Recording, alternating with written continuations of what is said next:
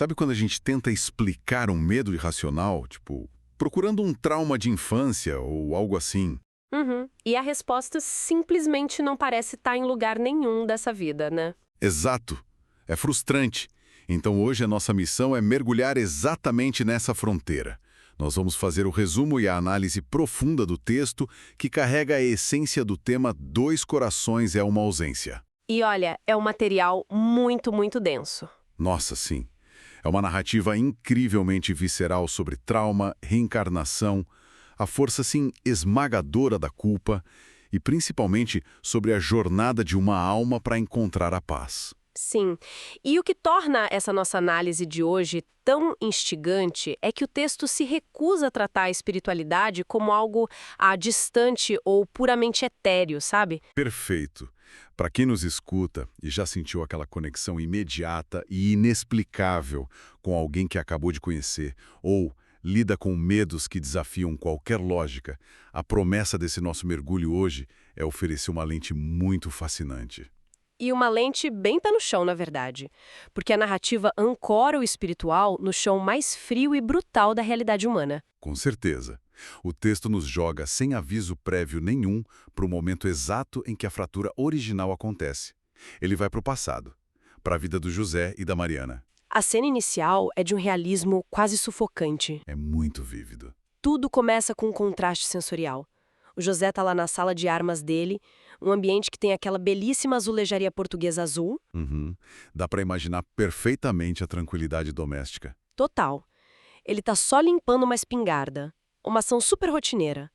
Então, acontece o imponderável. O disparo acidental. Isso.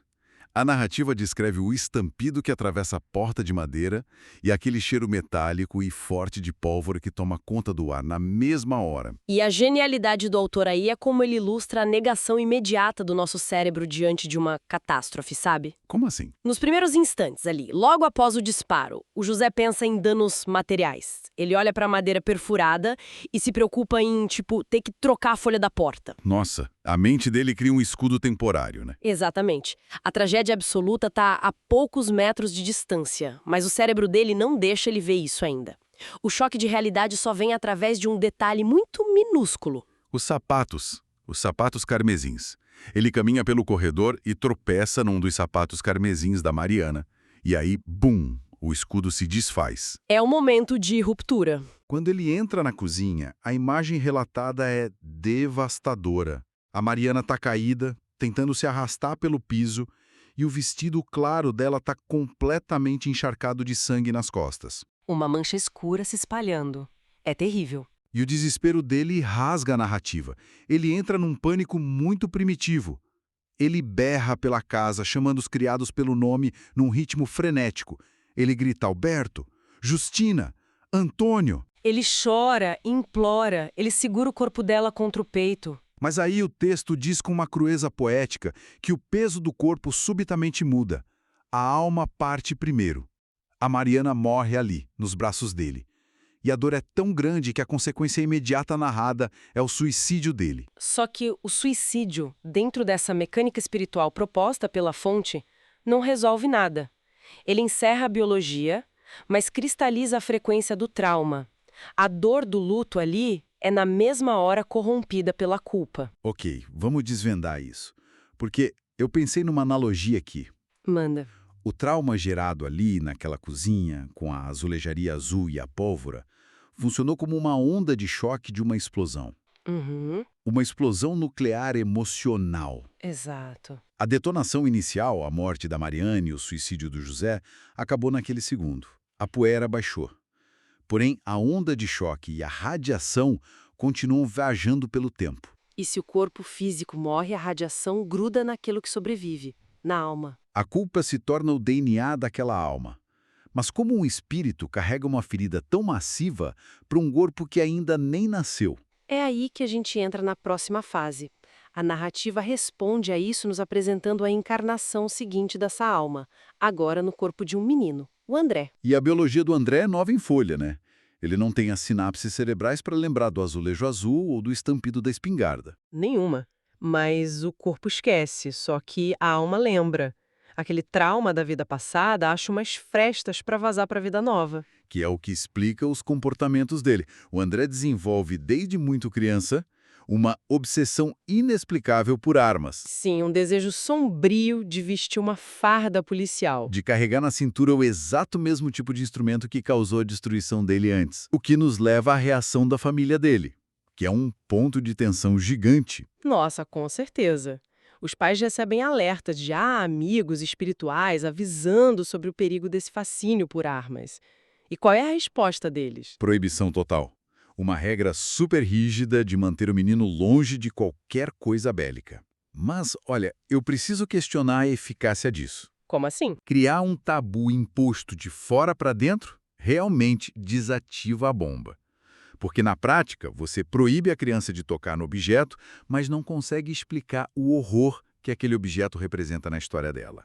Vira só uma proibição vazia para a criança. E parece que isso só torna a sombra mais densa. O mistério atrai a mente infantil, enquanto a alma continua magnética ao trauma. E essa contradição é o coração do tormento do André, sabe? A proibição afasta o metal, a arma física, mas não tem poder nenhum sobre a atração gravitacional da culpa. Perfeito. E como o cérebro físico não consegue processar memórias de séculos atrás, o trauma vira uma dor invisível e crônica. O André cresce acompanhado por uma presença silenciosa. O texto descreve como uma porta escura, sempre entreaberta na mente dele. Sim, ele tem tendências depressivas profundas desde menino, uma sensação esmagadora de nunca se encaixar em lugar nenhum. Para quem nos ouve, já sentiu uma inadequação crônica, aquela saudade de um lugar que nunca visitou, isso bate muito forte. O texto nomeia isso de um jeito brilhante. É uma ausência sem nome. É literalmente um buraco no peito. Ele vive o luto por uma mulher que a mente atual dele não sabe que ele matou. Ele arrasta uma âncora invisível pesadíssima. E o peso dessa âncora dita toda a juventude dele. Até que o texto nos leva ao ano 2000, o ano da colisão. O André conhece a Nina. E a mecânica desse encontro ignora qualquer construção gradual de relacionamento, né? Não tem joguinho. É um impacto direto. Num instante em que os dois se conectam, aquele buraco ancestral no peito, aquela ausência sem nome, simplesmente evapora. Dá um clique cósmico. A intuição grita antes da razão. É ela. E a cura parece imediata. O mundo, que era um corredor escuro para o André, ganha janelas imensas. Eles vivem 14 anos de uma paz ininterrupta. 14 anos sem a âncora pesando. Mas é aqui que a coisa fica realmente interessante. E as engrenagens dessa jornada me deixam inquieto. Porque em 2014, o universo cobra um preço altíssimo. A tragédia se espelha. A Nina morre. E o texto crava um detalhe que a gente não pode ignorar. Ela morre nos braços do André. Exatamente milimetricamente igual a como a Mariana morreu nos braços do José no passado. O vazio brutal volta. As noites sem ar, os domingos silenciosos. Mas eu preciso ser o advogado do diabo aqui. Que mecanismo sádico é esse? Se a ideia é evolução e cura, por que fazer esse homem assistir ao amor da vida dele morrer nos braços dele de novo? Parece de uma crueldade infinita, né? Muito. Por que não podiam envelhecer juntos? Como reviver o inferno pode ser considerado cura?